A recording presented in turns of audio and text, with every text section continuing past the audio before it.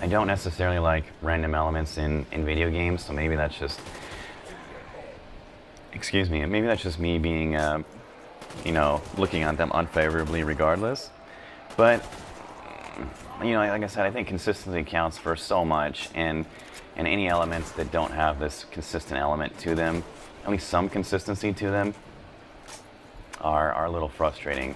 So I think if it were me, what I would do is I would give George an AoE roar, but it would have, you know, it would have a radius that it goes around. It wouldn't just go across the entire fucking map. And that's what I really don't like. So now that I'm over here, this section in the beginning spawn, this is an amazing section to be taking down zombies, or was an amazing section now that I'm out of it. That's an amazing section to take down large amounts of zombies, especially when you start climbing up in the rounds, essentially due to that AoE spike damage that you get from turning zombies into crystals when you kill them in the water. So you still get points for getting those kills, but it's just a very, very, very low amount.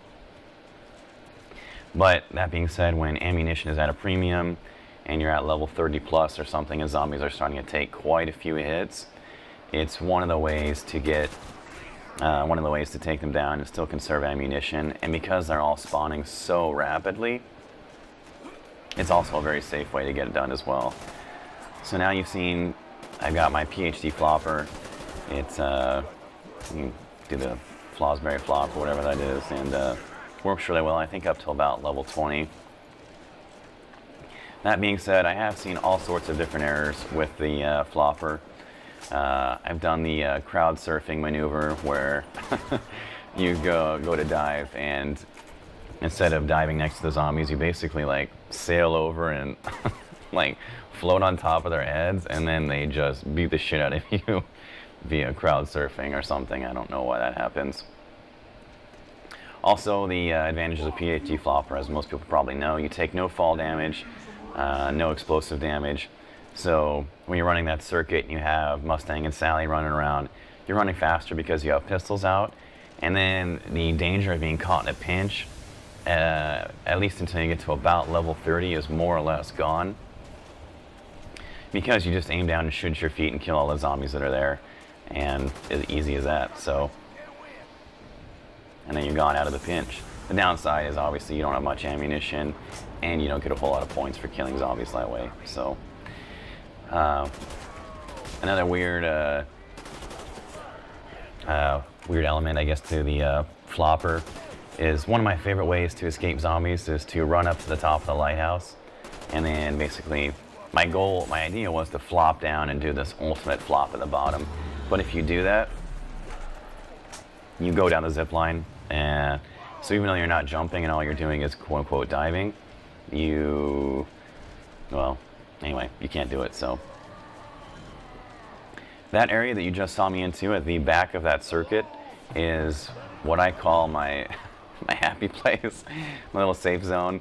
If you go down during the round and you get back up, you buy your perks, you don't have a lot of money left, going to the back there is an excellent place to get just a couple zombies at a time. It has a very low gen rate. It's a very safe place to go.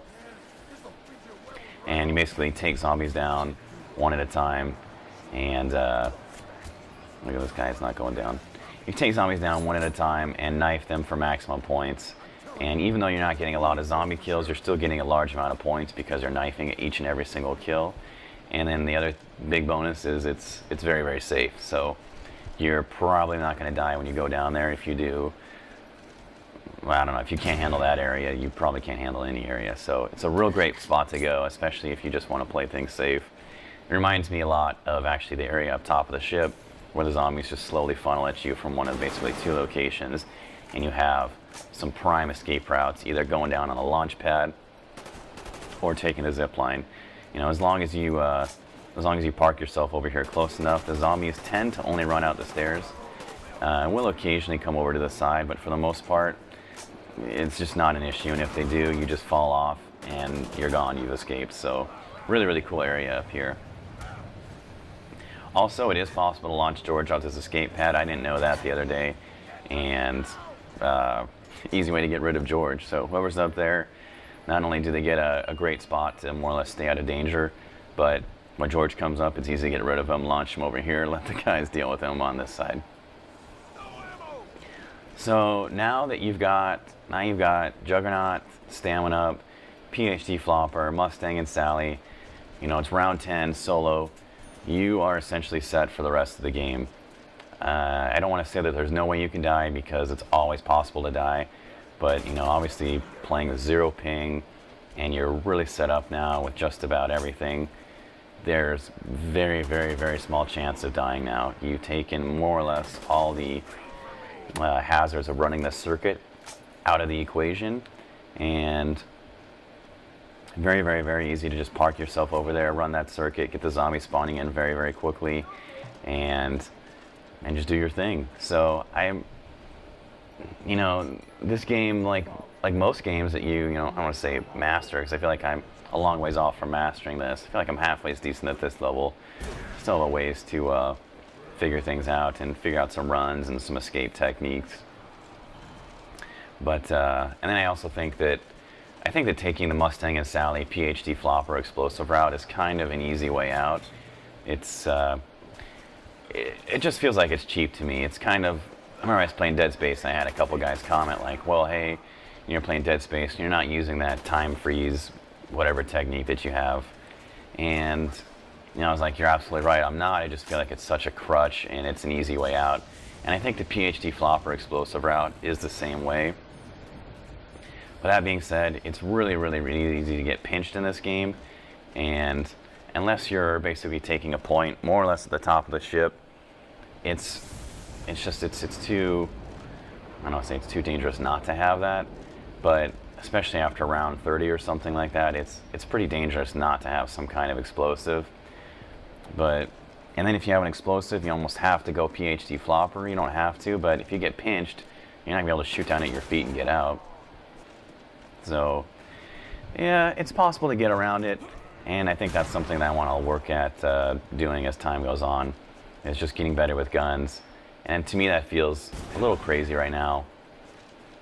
The idea of running around with just guns, that Flopper is just awesome. The idea of running around with just guns is a little scary because, like you've seen, my accuracy is pretty fucking terrible. And if I had a mouse and keyboard and I was able to headshot at whim and I wasn't having my aim, you know, pulled off towards zombies as I run past them, I mean, that is such an awesome way to kill you. And there's no way to get around it. So if I had a mouse and keyboard, you know, it might be one thing, but I don't. And I think as my accuracy gets better and better, I'll start trying for more advanced techniques. I know Bruce likes to go double guns, and he can get away with it. He usually takes the top of the ship, and I think that's one of the reasons why he's fairly successful up there with just running double guns, the prime escape options, and like I said, the ability to have that particular point on the map. Essentially, I think most of the points, you know, you can have somebody at the top of the ship, and what else? Somebody at the top of the ship, somebody down here running a circuit. You can actually have somebody inside the lighthouse running a circuit at the bottom there. It's pretty easy to avoid them there. You just run around in circles. It's kind of fun. One of the guys that we played with did pretty well with the whatchamacallit, Wonder Waffle. I think that's what it is, or close to something like that. He did pretty well, but you don't get asked for points doing that way. Headshots obviously are really the way to go, you know, around level 15 or so. The idea of you running scything starts to drop. You can still get away with it till about level 20, and but after that it's pretty tough. I think, so I picked up, like you saw, Quick Revive, and Quick Revive has a different function here on single player. Essentially lets you die and come back. So in multiplayer, as we talked about, it allows you to pick guys up much, much faster than normal. I picked it up just because I want to show you that these perks are a common template for anybody who wants to do the team player thing in multiplayer. Although I have to say, typically in multiplayer, I oftentimes will go double tap. And as long as I have some explosives, I don't typically feel like I have too difficult of a time picking guys up. But that's probably because most often we don't really make it past level 25 or so. If guys just start going down, it's hard to go much farther past 25. And I think until you get to about level 30, level 30 plus, the quick revive is probably overkill. And a lot of the MGs, at least how I feel about them, the MGs are very powerful and you have a lot of clip, or a large clip, which is awesome, feels great. But the MGs, I think in my opinion, definitely need double tap. So now that you're in the water, you can barely see shit. And if you were to go out now, it just takes so long for the ice to clear off your screen that there's really no reason not to just get frozen into an ice cube and let George smash you. And then it clears off instantly. So there you go, bam. I don't know why the ice takes so long to clear off your screen, because like I said, it just almost encourages you to stay in the water. And as long as you have Mustang and Sally, there's really no danger at staying in the water.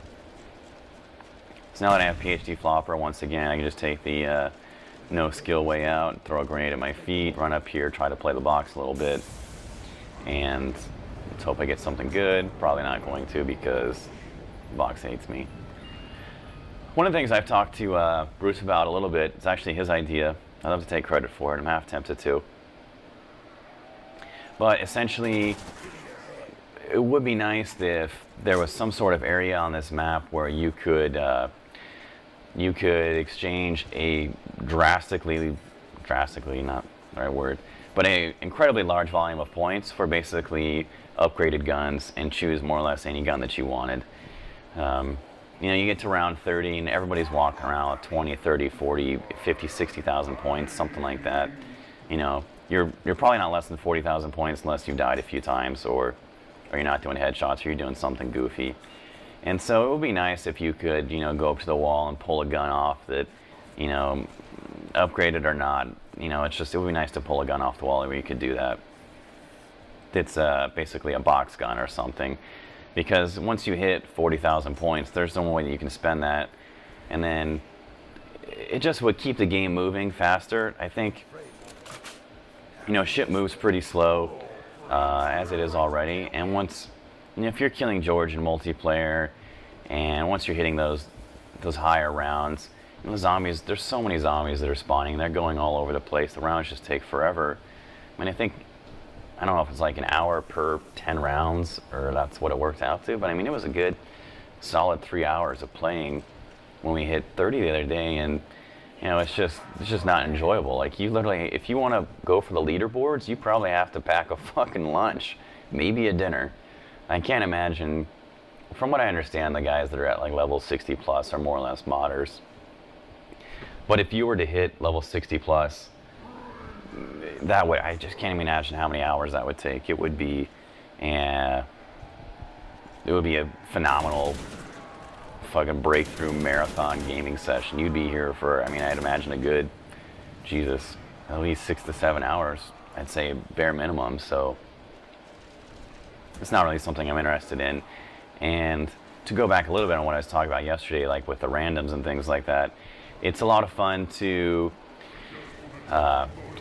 bring in random players, because the challenge of the game, once you've mastered, you know, these basic elements, and like I said, I'm not saying that I've mastered them by a long shot, because I think I have a long way to go, because I'm still relying on the PhD Flopper crutch and things like that. But once you've become adept at using these to a greater or lesser extent, the challenge then becomes, you know, can I basically take, you know, 2 guys who aren't as good, you know, see how far we can get. And then the fun sort of becomes, you know, let's see just how chaotic it can go and how much we can do with basically the odds stacked against us. And, you know, you're a team player too, so that always helps. It's really easy to, you know, go around and do your own thing in zombies and say fuck everybody else. And as long as you're jacked and stacked, you know, fuck everyone else. But I think that's just essentially too easy. So I think the best way to go is like I said, the team player route, and that makes it a lot more exciting too. But until you sort of master like these basic elements, unless you can do this by yourself, I think that's probably a mistake. So that was also a mistake. Look at that, I hit George accidentally with the Mustang and Sally, and got pinched there. Luckily, I don't think I had him out, but you know, got out of the pinch, no problem. It's only level 13, 1 shot, and they all go down. So this is drawing to a close. What I want to do here before I finish up is I want to take down George. No real reason other than I just want to take him down. There's a lot of great ways to take down George. Using this MG without double tap is probably not one of the best ways to do it. It's going to be a little slow going, and I apologize. It's, it's the way I'm going to do it. I'm not going to run around and play the box forever and hope that I get a sniper rifle or something like that, where much easier way of taking him out. That being said, sniper rifles and the, I'm just going to run down the perks real quick, but Deadshot Daiquiri I think is a cool perk, but I don't know, sometimes I almost feel like it hurts you more than it helps. I think like I said, my aim is just atrocious, and if my aim were better, I would feel like there would be no reason in hell to get Deadshot Daiquiri, because Deadshot Daiquiri just, you can't aim at the guy that you want to aim at. You aim again and it chooses another guy, and I just feel like it's almost a dangerous perk to have.